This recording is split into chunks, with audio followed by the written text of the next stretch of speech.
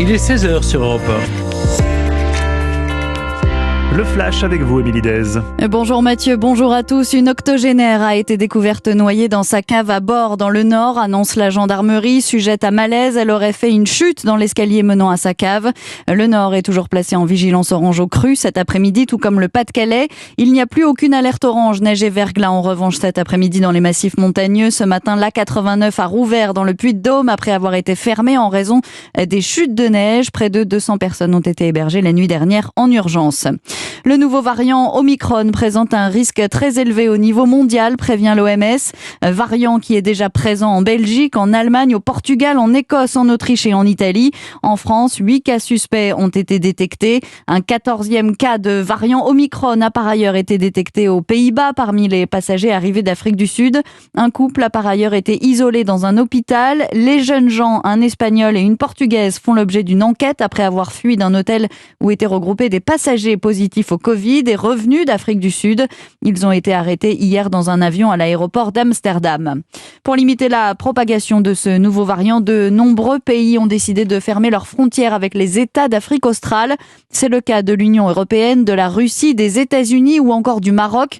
Se jugeant déjà puni pour avoir révélé l'existence du variant, l'Afrique du Sud a demandé la levée immédiate et urgente des restrictions de voyage. C'est dans ce contexte qu'Emmanuel Macron annonce avoir reçu sa dose de rappel ce week-end. Il s'est fait vacciner contre le Covid-19 et la grippe en même temps. La 3e dose est ouverte à tous les adultes depuis samedi.